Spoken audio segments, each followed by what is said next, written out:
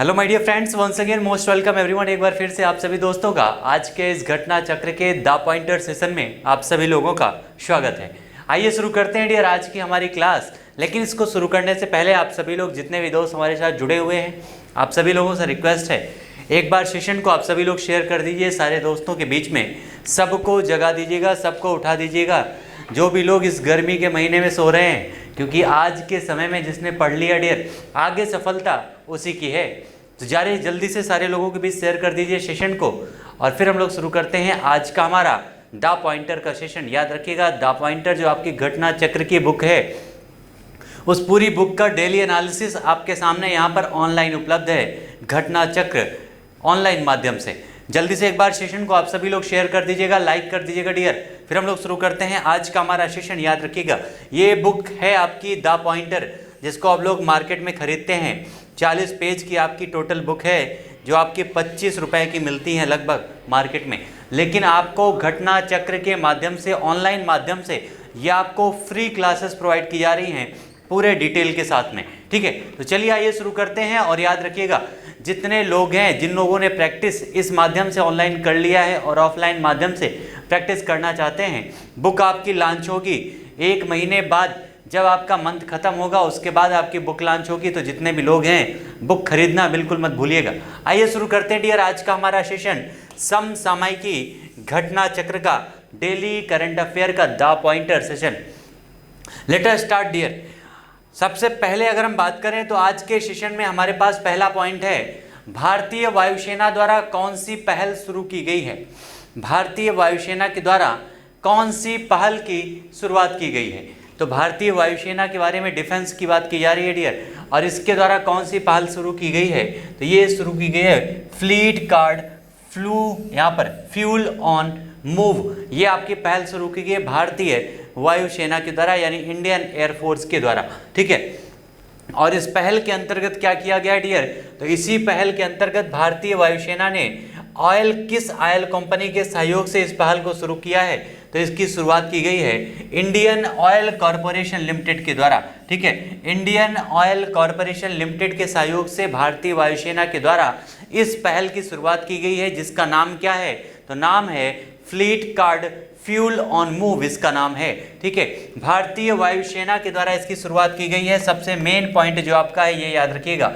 ठीक है, डिफेंस से संबंधित है, और डिफेंस में अगर कोई भी चीज़ें होती हैं तकनीकी रूप से, तो वो हमारे एग्जाम में ज़्यादातर क्वेश्चन बनती हैं। याद रखिएगा, भारतीय वायुसेना दिवस आपका कब मनाया जाता है डियर, तो 8 अक्टूबर को मनाया जाता है इंडियन एयरफोर्स डे। ठीक है, नेवी दिवस आपका कब मनाया जाता है, नेवी डे आपका मनाया जाता है डियर 4 दिसंबर को, और आर्मी डे आपका मनाया जाता है कब, तो 15 जनवरी को मनाया जाता है। ये सारे पॉइंट याद रखिएगा। और अभी जो है आपके एयरफोर्स के द्वारा, भारतीय एयरफोर्स के द्वारा ये आपकी पहल शुरू की गई है इंडियन ऑयल कॉरपोरेशन लिमिटेड के सहयोग से, जिसका नाम है fleet card fuel on move. इन तीनों सेनाओं का प्रधान कौन होता है डियर, तो इन तीनों सेनाओं का प्रधान होता है प्रेसिडेंट। कौन होता है, प्रेसिडेंट होता है इन तीनों सेनाओं का प्रधान। और इस समय है कौन, तो रामनाथ कोविंद जी। ठीक है, महामहिम रामनाथ कोविंद जी जो है इस समय हमारे देश के प्रेसिडेंट हैं, याद रखिएगा। ठीक है, आंसर क्या हो जाएगा, fleet card fuel on move सहयोग से किसके स्टार्ट की गई है, तो इंडियन ऑयल कॉरपोरेशन लिमिटेड के सहयोग से इसकी शुरुआत की गई है। नेक्स्ट हमारा पॉइंट है, उत्तराखंड विधानसभा की पहली महिला स्पीकर किसे चुना गया है। हमने आपको पहले भी बताया था डियर, अगर आपके एग्जाम में कहीं पर भी पहला वर्ड अगर लग के सामने आ जाता है, पहली महिला स्पीकर, और ऊपर से वो महिला है, तो वो आपके लिए क्वेश्चन 100% इंपॉर्टेंट बन जाता है। याद रखिएगा, यानी अगर पहला वर्ड लगा है और ऊपर से वो महिला के बारे में पूछा जा रहा है, इसका मतलब है कि वो क्वेश्चन आपका 4 स्टार का है, मोस्ट इंपॉर्टेंट, 100% आपके एग्जाम में आने की संभावना है उस क्वेश्चन की डियर। तो अभी हाल ही में उत्तराखंड में विधानसभा के चुनाव हुए थे। टोटल कितने राज्यों में हुए थे, तो 5 राज्यों में हमें पता है कौन कौन से। सबसे पहले आपका पंजाब है, उत्तराखंड है, यूपी है, उसके अलावा गोवा है और मेघालय। इतने राज्यों में चुनाव हुआ था डियर, और इन सारे राज्यों में से यहाँ पर बात की जा रही है उत्तराखंड के विधानसभा चुनाव की। ठीक है, तो इसमें किसको जो है महिला स्पीकर पहला नियुक्त किया गया है, तो उनका नाम है रितु खंडूरी।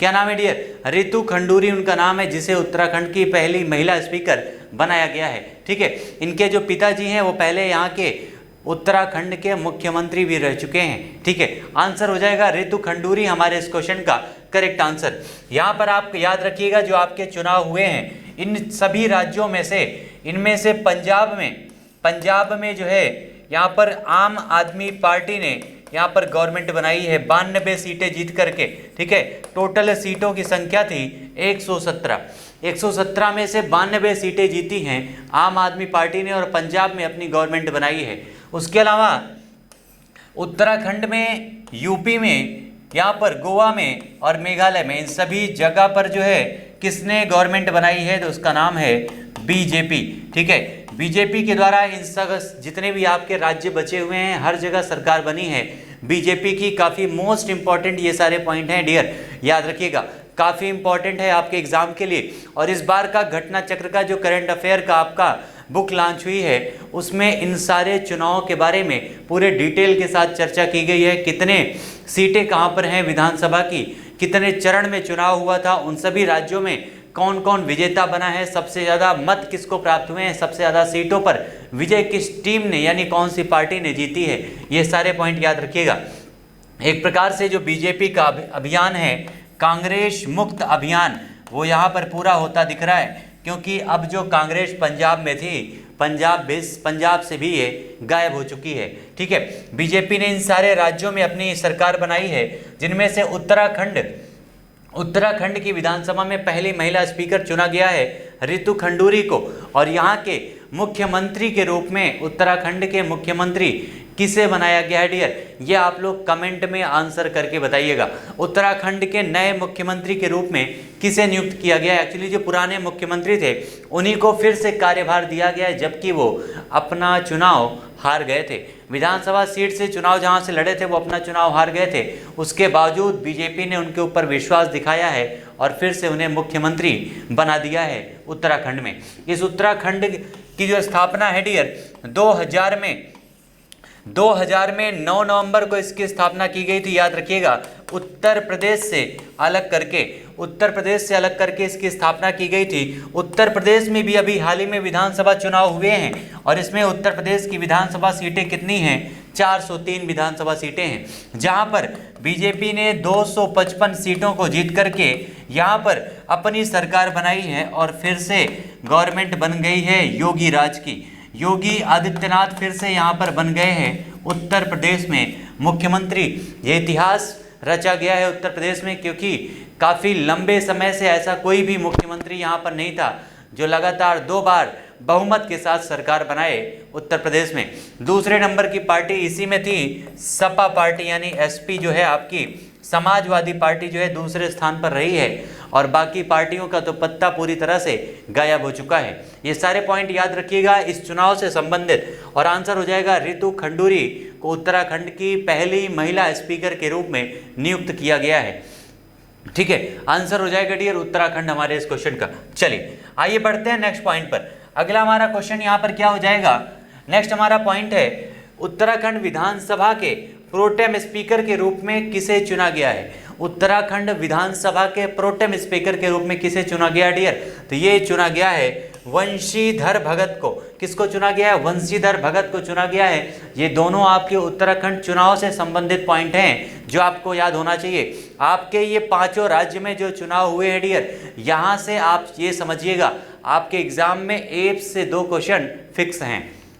तो सारे पॉइंट यहाँ से जितने भी आपके जो पॉइंट बन सकते हैं वो क्या हो सकते हैं? सबसे पहले यहाँ पर विधानसभा सीटें कितनी हैं, विजेता जो है इस विधानसभा सीटों में विजेता कौन बना है यानी विनर कौन रहा है, कितनी सीटें प्राप्त हुई हैं, उसके अलावा कितने चरण में चुनाव हुए हैं, कितने चरण में यहाँ पर चुनाव किए गए हैं, सबसे ज़्यादा मतों से जीतने वाला व्यक्ति कौन है। ये सारी चीज़ें आपके एग्जाम में पूछी जा सकती हैं, जो हमें इन सारे क्वेश्चन पर ध्यान देना है। तो एक बार सारी डिटेल को अभी आपकी जो घटना चक्र की बुक लॉन्च हुई है उसमें सारे चीज़ों को डिटेल के साथ डिस्कस किया गया है 5 राज्यों के चुनाव के बारे में, तो एक बार उसको जरूर पढ़िएगा।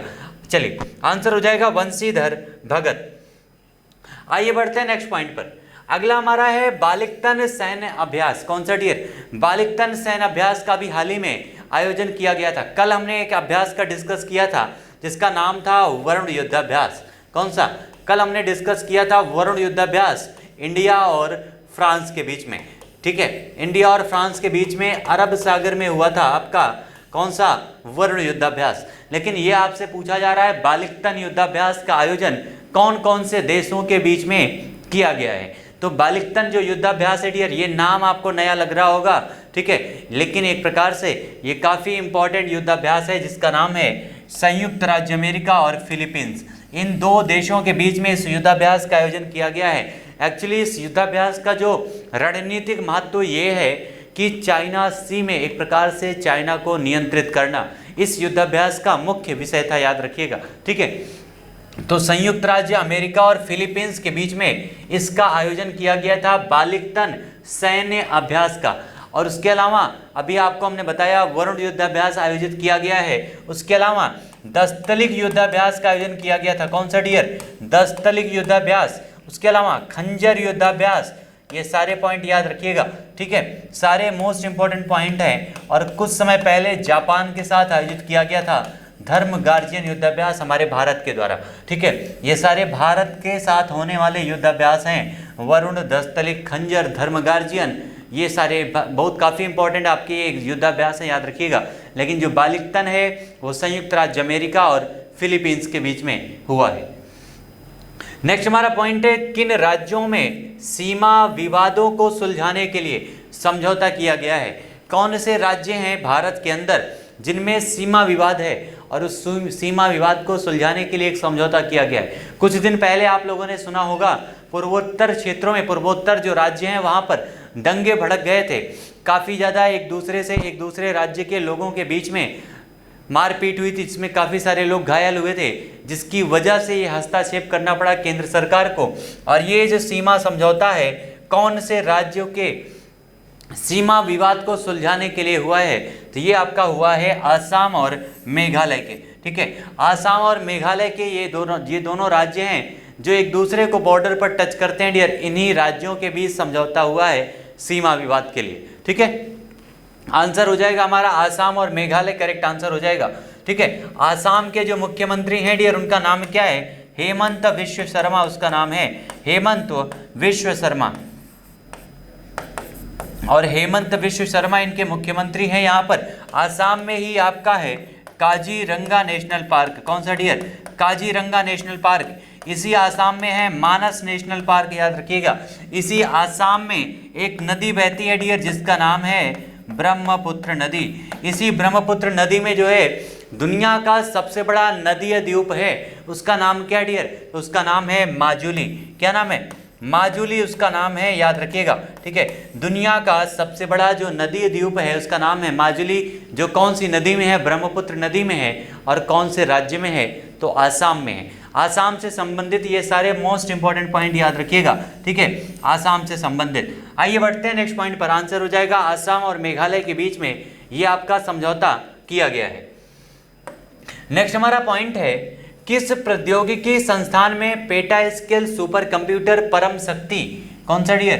परम शक्ति का उद्घाटन किया गया। ये क्वेश्चन शायद हम लोग डिस्कस कर चुके हैं, ठीक है, लेकिन याद रखिएगा, एक बार रिवाइज कर लीजिएगा फिर से। जो पेटा स्केल सुपर कंप्यूटर है इसका जो है उद्घाटन कौन से जो है संस्थान में किया गया है? तो ये हो जाएगा IIT खड़गपुर में। कहाँ पर डियर? IIT खड़गपुर में जो है इसका जो है उद्घाटन किया गया है। और किस योजना के माध्यम से? तो राष्ट्रीय super computing and SM mission के तहत जो है इसकी जो है स्थापना की गई है, पेटा स्केल सुपर कंप्यूटर।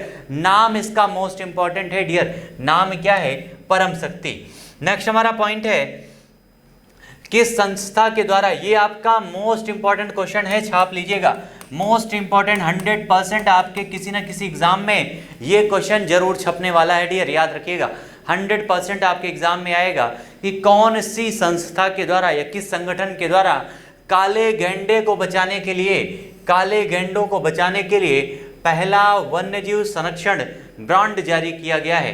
पहला वन्यजीव संरक्षण ब्रांड जारी किया गया है किसके द्वारा, कौन सी संस्था के द्वारा डियर। ये आपका इन्वायरमेंट से भी संबंधित क्वेश्चन है और मोस्ट इंपॉर्टेंट है, क्योंकि आज के समय में ज़्यादातर क्वेश्चन आपके करंट अफेयर से संबंधित इन्वायरमेंट से बनते हैं। ठीक है, तो इन्वायरमेंट से अगर पॉइंट कहीं पर है तो उसको छोड़िएगा नहीं, क्योंकि वो आपके एग्जाम में क्वेश्चन के रूप में जरूर सामने आएगा। चलिए, तो किस संस्था के द्वारा काले गैंडों को बचाने के लिए पहला वन्यजीव संरक्षण ब्रांड जारी किया गया है? तो ये आपका ब्रांड जारी किया गया डियर विश्व बैंक के द्वारा। किसके द्वारा? वर्ल्ड बैंक के द्वारा इसको जारी किया गया है। याद रखिएगा, काले गैंडों को बचाने के लिए, ये भी पॉइंट याद रखिएगा, किसे बचाने के लिए? तो काले गैंडों को वर्ल्ड बैंक के द्वारा। वर्ल्ड बैंक की बात करें तो स्थापना हुई थी 1945 में। हेड ऑफिस कहाँ पर है डियर? तो वॉशिंगटन डीसी में है। और ये वॉशिंगटन डीसी कौन सी नदी के किनारे है? पोटोमैक नदी के किनारे है। वॉशिंगटन डीसी है कहाँ पर? तो ये आपकी यूएस की कैपिटल है, यानी अमेरिका की, संयुक्त राष्ट्र जो आपका अमेरिका देश है डियर, उत्तरी अमेरिका कॉन्टिनेंट में स्थित है अमेरिका देश, उसी की कैपिटल का नाम है वॉशिंगटन डीसी, जो अमेरिका के पहले राष्ट्रपति के नाम पर, जॉर्ज वॉशिंगटन के नाम पर रखी गई है। इस अमेरिका के इस समय जो राष्ट्रपति हैं उनका नाम क्या है? उनका नाम है जो बाइडन। ठीक है, जो बाइडन नाम है उनका, याद रखिएगा। और विश्व बैंक के द्वारा जो है इसकी शुरुआत की गई है। पहला वन्यजीव संरक्षण ब्रांड जारी किया गया है काले गैंडों को बचाने के लिए। ठीक है, तो सारे पॉइंट याद रखिएगा, मोस्ट इंपॉर्टेंट सेशन है। और ये आपका विश्व बैंक के द्वारा किस देश के काले गैंडों को बचाने के लिए अभियान जारी किया गया है, यानी जो काले गैंडे हैं जिनको बचाने के लिए इस ब्रांड को जारी किया गया है, आखिर वो कौन से देश में मिलते हैं? तो उनका नाम क्या है डियर? अफ्रीका में। ठीक है, अफ्रीका में पाए जाते हैं। दक्षिण अफ्रीका की बात की जा रही है यहाँ पर। ठीक है, दक्षिण अफ्रीका में ये आपके काले गैंडे मिलते हैं, यानी आंसर हो जाएगा दक्षिण अफ्रीका। दक्षिण अफ्रीका है कहाँ पर? तो ये आपके अफ्रीका कॉन्टिनेंट में है डियर। कौन सा? अफ्रीका कॉन्टिनेंट में है दक्षिण अफ्रीका।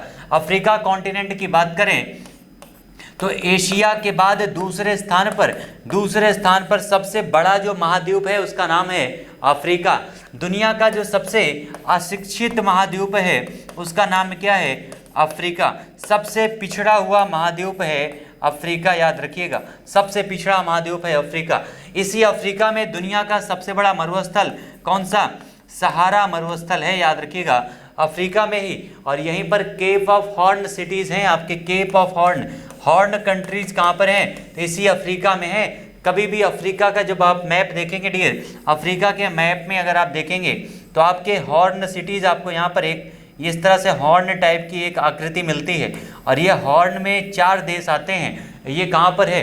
तो अफ्रीका में है। इसी अफ्रीका में एक देश है जिसका नाम है मिस्र, जिसको नील नदी की सभ्यता या नील नदी का वरदान कहा जाता है। और इसी नील नदी के अंतर्गत आपका आता है सुएज नहर। ठीक है, यानी जो सुएज नहर है जिसका निर्माण 1869 में किया गया था, इस सुएज नहर पर नियंत्रण इस समय कौन से देश का है? तो वो सुएज नहर पर नियंत्रण है मिस्र का। जो सुएज नहर है वो किसको जोड़ती है डियर? तो सुएज नहर जोड़ती है, याद रखिएगा, किसको? तो लाल सागर को यानी रेड सी को और भूमध्य सागर को। ठीक है, भूमध्य यानी मेडिटेरियन सी को, ये दोनों सागर को जोड़ने वाली जो नहर है उसका नाम क्या है? सुएज नहर, जिसकी स्थापना की गई थी 1869 में। अफ्रीका से संबंधित ये सारे पॉइंट याद रखिएगा, मोस्ट इंपॉर्टेंट है। अफ्रीका के मैक्सिमम जो देश हैं वो काफ़ी पिछड़े हुए हैं और काफ़ी अशिक्षित हैं। कई सारे देश तो आज भी उपनिवेश की साया में हैं।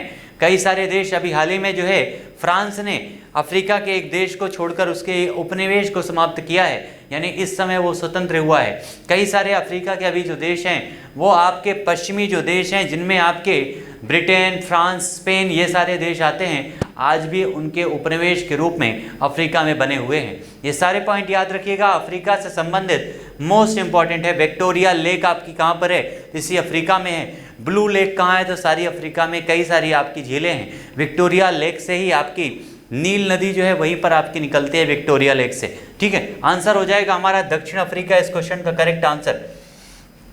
आइए बढ़ते हैं नेक्स्ट पॉइंट पर। अगला हमारा है प्रधानमंत्री गरीब कल्याण अन्न योजना। इस पूरी कोविड काल में अगर कोई योजना सबसे ज़्यादा इंपॉर्टेंट थी डियर, तो वो आपकी योजना है प्रधानमंत्री गरीब कल्याण अन्य योजना। ठीक है, ये आपकी सबसे इंपॉर्टेंट योजना थी इस पूरे कोविड काल में, पूरे 2-3 वर्षों में जितने भी आपके योजनाएं संचालित की गई थी उनमें से, क्योंकि यही वो योजना है जिसने भारत को जीने की शक्ति दी थी। क्योंकि इस कोविड काल में हजारों लाखों लोग जो है, करोड़ों की संख्या में लोग जो है अपना रोजगार खो चुके थे, अपने घर पर बैठे हुए थे, और जिम्मेदारी थी उनको पेट भरने की, जिम्मेदारी थी उनको जिंदा रखने की, और वो वही योजना है जिसका नाम है प्रधानमंत्री गरीब कल्याण अन्न योजना। अभी हाल ही में जो है इस योजना को, गरीब कल्याण योजना को फिर से विस्तारित कर दिया गया है, क्योंकि अभी हाल ही में मार्च तक इसकी लाइट अंतिम जो तिथि थी वो मार्च तक थी, लेकिन फिर से इसको विस्तारित कर दिया गया है 6 महीने के लिए। और कब तक हो गया है, तो सितंबर 2022 तक के लिए, सितंबर 2022 तक के लिए इसको विस्तारित किया गया है इस योजना को डियर। और ये योजना जो है इसका शुभारंभ कब किया गया था, तो जब कोविड स्टार्ट हुआ था अप्रैल 2020 में इसकी शुरुआत की गई थी। अप्रैल 2020 में इसकी शुरुआत की गई थी इस योजना की। आप याद रखिएगा, पूरी योजनाओं में 2-3 सालों की सबसे इंपॉर्टेंट यही है, इसके बारे में एक एक चीज़ दिमाग में छाप लीजिएगा। ठीक है, कब शुरू किया गया, तो अप्रैल 2020 में, और फिर से इसका विस्तार कर दिया गया है 6 महीने के लिए, सितंबर 2022 तक के लिए। इसका उद्देश्य क्या है डियर, तो इसका उद्देश्य है कोविड-19 के मद्देनजर यहाँ पर गरीब, जो हमारे देश की 2/3 आबादी है जो गरीब है, उसको सामान्य कोटे के अलावा मुफ्त राशन प्रदान करना इस योजना का उद्देश्य था। इस योजना के तहत प्रति यूनिट जो है 5 किलोग्राम अनाज प्रति यूनिट प्रोवाइड किया जा रहा था डियर, याद रखिएगा 5 किलोग्राम अनाज, वो भी मुफ्त में। जबकि हमारे उत्तर प्रदेश में तो 5 किलोग्राम अनाज केंद्र सरकार की तरफ से और 5 किलोग्राम राज्य सरकार की तरफ से, यानी 10 किलोग्राम अनाज जो है मुफ्त उपलब्ध कराया जा रहा था, जो अभी तक चल रही है लगातार फ्री में। लगातार गवर्नमेंट ने 2 वर्षों तक जो है जिस प्रकार से गरीबों के हित में ये काम किया है, ये काफ़ी इम्पोर्टेंट है, क्योंकि 2 वर्षों तक पूरे देश को इस प्रकार से संरक्षित करना, हर किसी के जीवन की सुरक्षा करना, पोषण की समस्याओं को दूर करना बहुत बड़ी बात थी। लेकिन उन चुनौतियों से निपटने का हमारी सरकार ने बखूबी जो है इस योजना का निर्वहन किया है, इसमें जिसका नाम है प्रधानमंत्री गरीब कल्याण अन्न योजना। याद रखिएगा सारे पॉइंट इससे संबंधित। नेक्स्ट हमारा पॉइंट है, भारत के किस शहर को पहला स्टील रोड प्राप्त हुआ है। भारत के कौन से शहर को अपना पहला स्टील रोड प्राप्त हो गया डियर, तो उस शहर का नाम क्या है, ये वही शहर है जहां पर मेट्रो चलने वाली है, आपकी रैपिड ट्रेन, सुपरफास्ट ट्रेन चलने वाली है। वो आपकी सिटी कौन सी है, तो उसका नाम है सूरत। ठीक है, सूरत वो सिटी है डियर जो कहाँ पर है, गुजरात में है, याद रखिएगा। यहीं सूरत में भारत को अपनी पहली स्टील रोड मिल चुकी है। उसके अलावा अगर हम गुजरात की बात करें तो गुजरात की जो कैपिटल है वो कौन सी है डियर, अहमदाबाद है। अहमदाबाद है यहाँ पे कैपिटल इसकी। ठीक है, उसके अलावा गुजरात जो है, गुजरात में आपका बंदरगाह कई सारे हैं। ठीक है, गुजरात में ही आपका एक सिटी है जो आपके बहुत फेमस है, जिसका नाम है द्वारिका सिटी। ठीक है, गुजरात में ही आपका केवड़िया नामक स्थल है डियर, जहाँ पर केवड़िया नामक स्थल पर जहाँ पर 182 मीटर की स्टैचू ऑफ यूनिटी स्थापित की गई है सरदार वल्लभ भाई पटेल की जो है 182 मीटर की दुनिया की सबसे ऊंची प्रतिमा। ठीक है, उसके अलावा इसी गुजरात में केवड़िया में ही, अहमदाबाद में ही डिफेंस एक्सपो 2022 का आयोजन किया जाना है, याद रखिएगा, जो अभी हाल ही में डिले कर दिया गया है। ठीक है, इसी गुजरात के अहमदाबाद से डियर हमारे देश के प्रधानमंत्री जी के द्वारा खेल महाकुंभ का आयोजन शुरू किया गया था। ठीक है, खेल महाकुंभ का आयोजन, इसकी जो शुरुआत की गई है कहाँ से, इसी गुजरात के अहमदाबाद से की गई है। ये सारे मोस्ट इंपॉर्टेंट पॉइंट है।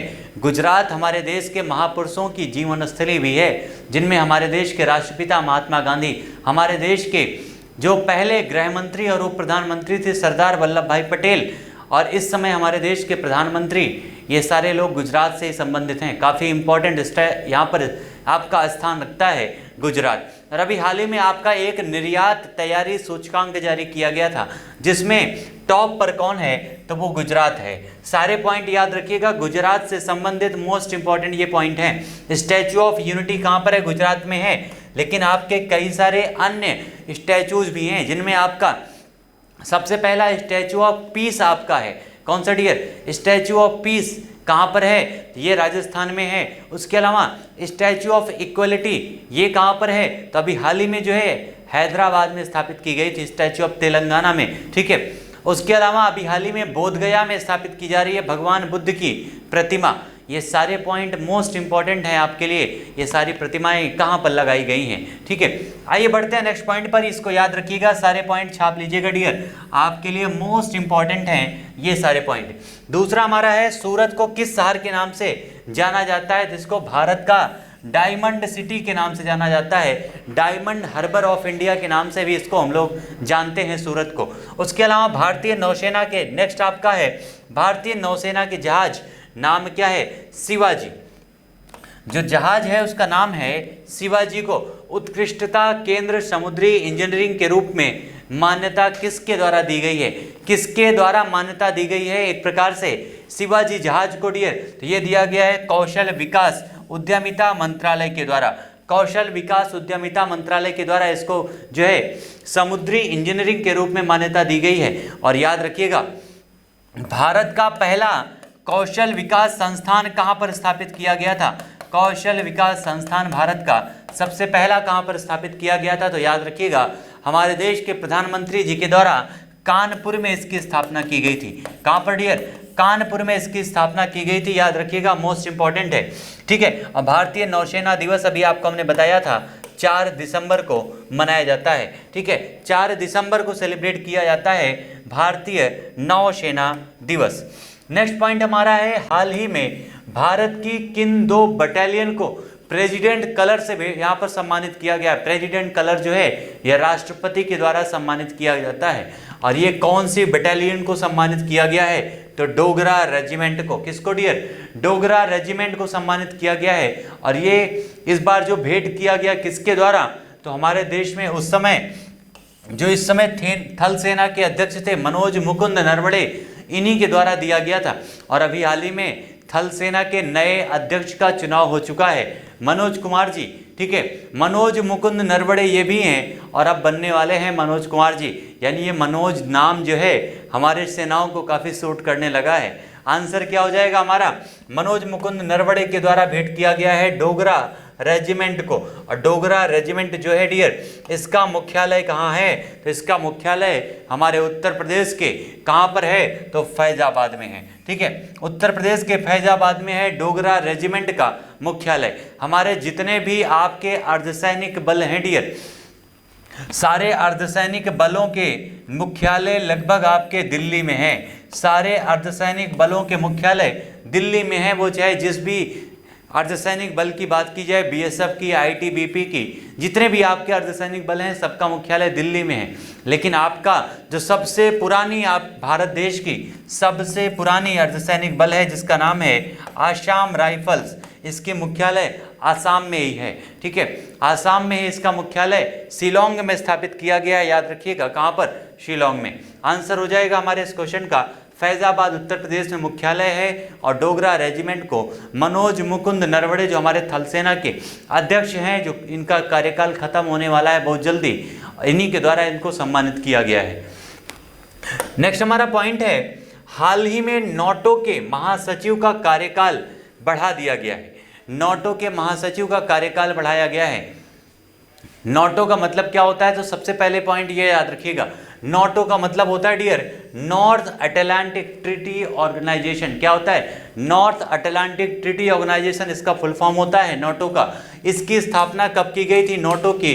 तो 1949 में, ठीक है। 1949 में इसकी स्थापना की गई थी। आज रशिया और यूक्रेन का जो वार चल रहा है उसके लिए अगर सबसे बड़ा जिम्मेदार कोई संगठन है तो वो नाटो है, ठीक है। वो नाटो, ये याद रखिएगा, एक प्रकार से यूरोपियन कंट्रीज के सेनाओं का ग्रुप है नाटो। इसी में आपका शामिल है अमेरिका भी, इसी में आपका कनाडा भी शामिल है जो उत्तरी कॉन्टिनेंट में आते हैं। यहाँ पर आंसर हमारा हो जाएगा 30 दिसंबर 2023 तक के लिए नाटो के जो हेड हैं उनका कार्यकाल, महासचिव का कार्यकाल विस्तारित कर दिया गया है। और इनके महासचिव का नाम क्या डियर? तो उनका नाम है जेंस स्टोल्टेनबर्ग, ठीक है। जेंस स्टोल्टेनबर्ग का जो है इसमें कार्यकाल बढ़ाया गया है। इस नाटो का मुख्यालय कहाँ पर है, तो ये भी याद रखिएगा, जो आपका ब्रुसेल्स है, बेल्जियम की कैपिटल है ब्रुसेल्स। ठीक है, ये कैपिटल किसकी है डियर, तो बेल्जियम की कैपिटल है, याद रखिएगा बेल्जियम की, यहीं पर इसका मुख्यालय है। यूरोपियन यूनियन जो आपका है, इसका मुख्यालय भी इसी आपके ब्रुसेल्स बेल्जियम में, ये दोनों का मुख्यालय है ब्रुसेल्स में। ठीक है, और यहीं पर आपका जो नाटो की स्थापना की गई, इसके कार्यकाल बढ़ाए गए हैं। इसके जो महासचिव हैं स्टोल्टेनबर्ग का 1 साल के लिए कार्यकाल विस्तारित कर दिया गया है। इसकी स्थापना तो अभी हमने आपको डिस्कस किया कि 4 अप्रैल 1949 में मुख्यालय बेल्जियम आपके सामने लिखा गया है। बेल्जियम की जो कैपिटल है ब्रुसेल्स में इसका हेडक्वार्टर है। ठीक है, आइए बढ़ते हैं नेक्स्ट पॉइंट पर। हाल ही में भारतीय बैडमिंटन संघ यानी BAI का अध्यक्ष किसे नियुक्त किया गया है, तो इनके बारे में अभी हमने बात किया था। BAI का अध्यक्ष किसे नियुक्त किया गया है, हेमंत बिश्व शर्मा।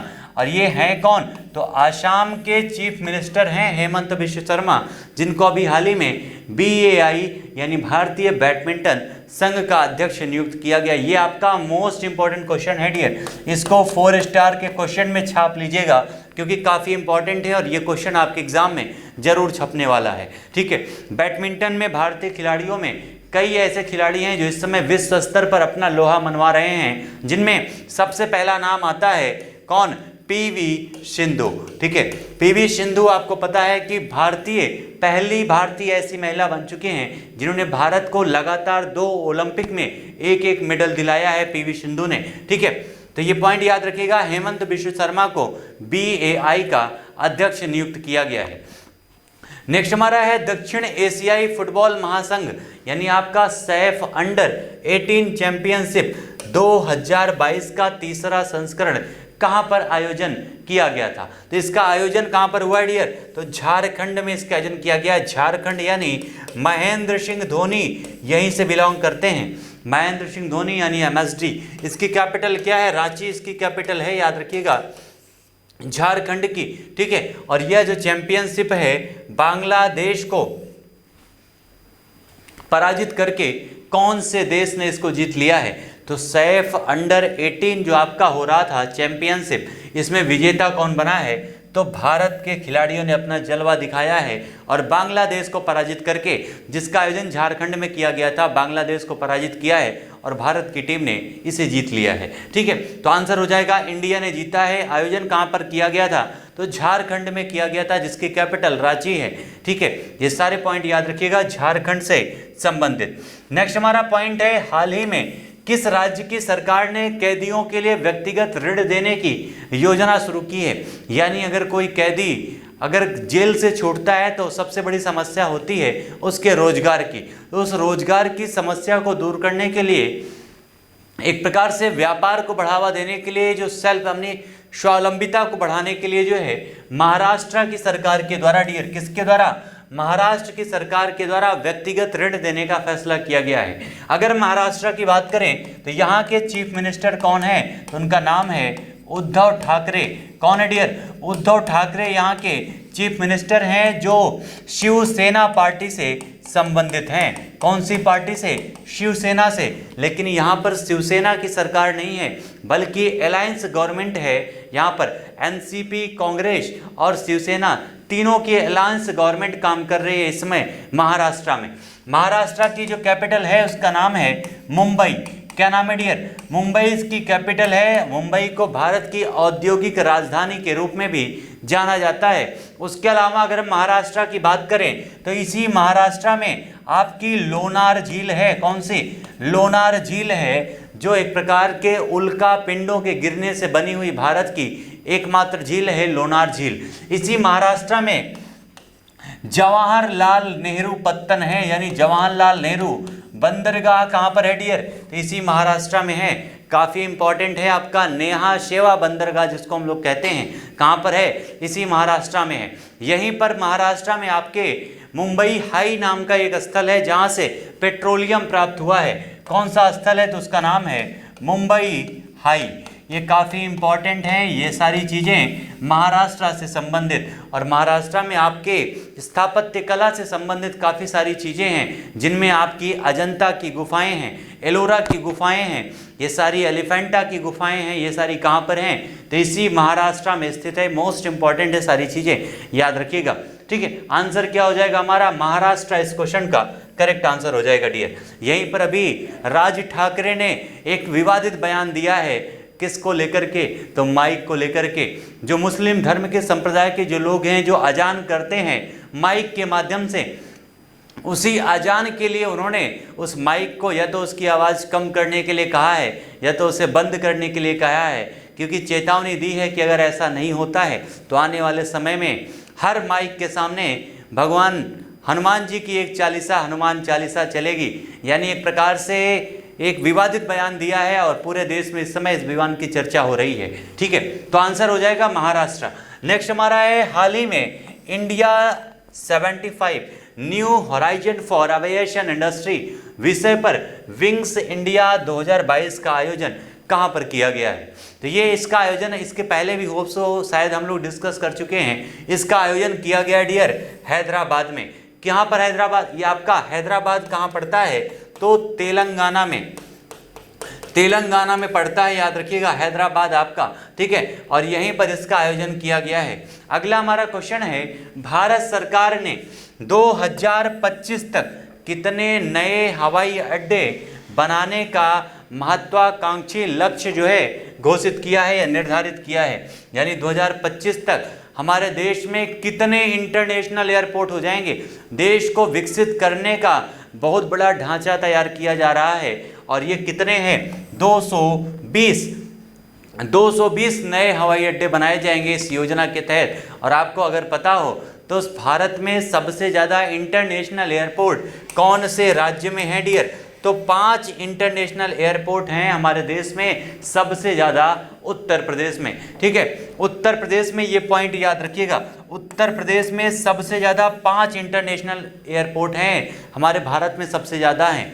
और अगर बात करें कि कौन कौन से नए इंटरनेशनल एयरपोर्ट का उद्घाटन हमारे उत्तर प्रदेश में हुआ है, तो उनमें आपका जो सबसे महत्वपूर्ण है वो एक आपका कुशीनगर इंटरनेशनल एयरपोर्ट, जिसका भी हाल ही में जो है उद्घाटन किया गया था। उसके अलावा अयोध्या में भगवान राम के नाम से मर्यादा पुरुषोत्तम श्री राम अंतर्राष्ट्रीय हवाई अड्डे का स्थापना किया गया है। उसके अलावा एक आपका गौतम बुद्ध नगर में नोएडा अंतर्राष्ट्रीय हवाई अड्डे का उद्घाटन किया गया। यानी 3 नए अंतर्राष्ट्रीय हवाई अड्डे बने हैं हमारे उत्तर प्रदेश में। इस प्रकार से टोटल अंतर्राष्ट्रीय हवाई अड्डों की संख्या उत्तर प्रदेश में हो गई है 5, जो पूरे भारत में सबसे ज़्यादा है। और टोटल कितने नए बनाने का फैसला किया गया है? तो 220 का लक्ष्य रखा गया है 2025 तक। ठीक है, 2025 तक डियर। नेक्स्ट हमारा है, हाल ही में किन 2 राज्यों ने 5 दशक पुराने सीमा विवाद को सुलझाने के लिए हस्ताक्षर किया है? ये अभी क्वेश्चन हम लोगों ने इसको डिस्कस कर लिया है। ठीक है, तो आसाम और मेघालय के द्वारा, और आसाम और मेघालय के बीच अगर समझौता हुआ है तो यानी उनके मुख्यमंत्रियों के बीच समझौता हुआ होगा। तो आसाम के मुख्यमंत्री तो अभी आपको हमने बताया हेमंत बिश्व शर्मा, जो अभी हाल ही में हमने पढ़ा कि भारतीय बैडमिंटन संघ के अध्यक्ष बनाए गए हैं, और कोनराड संगमा जो हैं मेघालय के हैं। इन दोनों लोगों के बीच में ये समझौता किया गया है, आसाम और मेघालय के बीच। ठीक है, और हो सकता है लास्ट स्लाइड पर हम लोग पहुंच चुके हैं डियर। यह जो समझौता है कितने स्थानों को लेकर हुआ है? तो टोटल 6 स्थानों को लेकर ये समझौता किया गया है। और वर्तमान में आसाम और मेघालय राज्य के जो इस समय राज्यपाल नियुक्त किए गए हैं, उनका नाम क्या है? तो आसाम के राज्यपाल हैं जगदीश मुखी जी, और यहाँ पर मेघालय के राज्यपाल हैं सत्यपाल मलिक। सत्यपाल मलिक जी, ये सारे पॉइंट याद रखिएगा डियर, मोस्ट इंपॉर्टेंट हैं। ये जितने भी पॉइंट आज हम लोगों ने अपने 1 लाइनर सेशन में द पॉइंटर के माध्यम से यहाँ पर हमने डिस्कस किया है। ठीक है, काफ़ी इंपॉर्टेंट पॉइंट थे ये सारी चीज़ें, क्योंकि एग्ज़ाम में आपके एग्ज़ाम में काफ़ी इंपॉर्टेंट होती है डियर, आपके जितने भी पॉइंट आज हम लोगों ने यहाँ पर डिस्कस किया है। ठीक है, चलिए, तो ये आप सारे लोग याद रखिएगा, क्योंकि ये जितने भी पॉइंट हैं ये आपके एग्जाम में जरूर छपेंगे। ठीक है, मिलते हैं फिर से अपने अगले सेशन में। और अभी तक जिन लोगों ने अपने सेशन को डियर एक बार यहाँ पर शेयर नहीं किया है एक बार शेयर कर दीजिएगा, आप सभी लोगों से रिक्वेस्ट है। और जितने लोगों ने अभी तक चैनल को सब्सक्राइब नहीं किया है या सेशन को लाइक नहीं किया है ज़रूर कर दीजिएगा। और जितने भी हमारे स्टूडेंट्स हैं, कल कई सारे लोगों ने क्वेश्चन पूछा था कि घटना चक्र पर आपकी ये जो करंट अफेयर की क्लास है चलती रहेगी, तो बिल्कुल अब आपकी जो करंट अफेयर की क्लास है वो यहीं पर डेली चलेगी। और जितने भी आपके दोस्त हैं सारे लोगों को इनवाइट कीजिएगा सेशन में, क्योंकि अब आपको घटना चक्र की किताब के सारे सॉल्यूशन अब इसी ऑनलाइन क्लास में मिलने वाले हैं। ठीक है, मिलते हैं फिर से अपने अगले सेशन में नए नए क्वेश्चन के साथ में जो आपके एग्जाम के लिए इंपॉर्टेंट हैं। तब तक के लिए आप सभी लोगों को thank you so much all my dear students.